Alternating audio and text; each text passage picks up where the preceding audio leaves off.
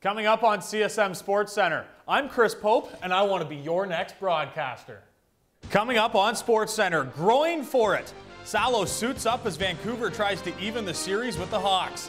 Rage in Rondo, and the Celtics in Cleveland trying to hold off Shaq Daddy and dethrone the King. Thomas to Hill for one, back to first, double play. The Red Sox try to drive the Jays out of Fenway and keep their homestand hot.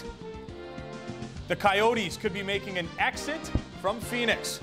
And Cormier gets hit with a hefty suspension. All coming up on SportsCenter. Welcome inside the SportsCenter studios. I'm Chris Pope. Thanks for joining us from home.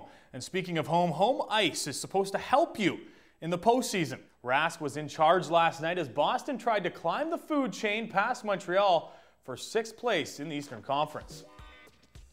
The Bruins have been struggling offensively, entering last night with just 5 goals in their last 4 games.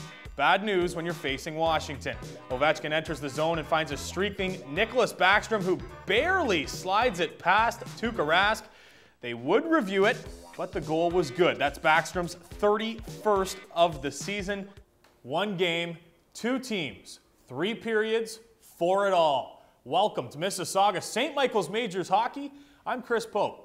We can now send it over to the Urbandale Center in Ottawa for Game 7 of the Eastern Conference Finals between the Majors and 67s. We get things started with our broadcast team of Mike Dixon and Mark Tessier. Guys? Coming into tonight's Game 5 between the Boston Celtics and the Cleveland Cavaliers, people have been curious if it's actually Rajon Rondo wearing number 9 for the Celtics or if it's Michael Jordan. Rondo has averaged just under 22 points a game against the Cavs, 13 assists and over 8 boards.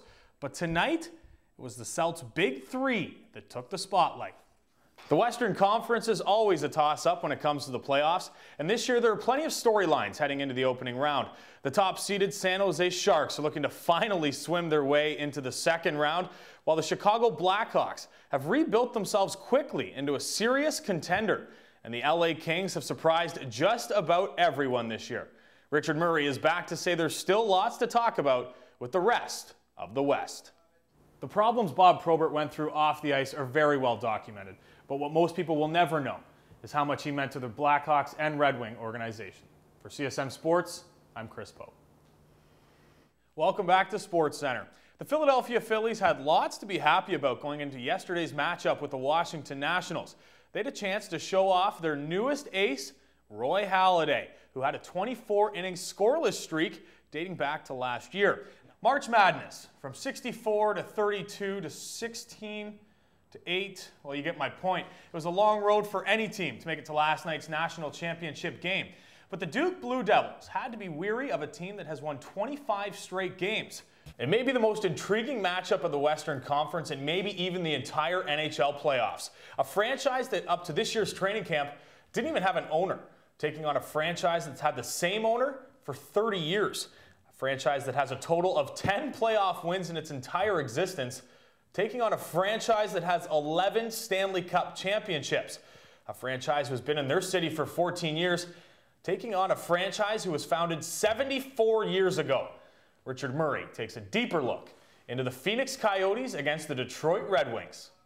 Tomorrow night in the NHL, 2 big Eastern Conference matchups. The Habs and Pens are in Game 7, and the Flyers try to force a Game 7 of their own against the Bruins in Philadelphia. That one is going to be nasty. Thank you for tuning into CSM Sports Center. I'm Chris Pope. You have yourself a good night.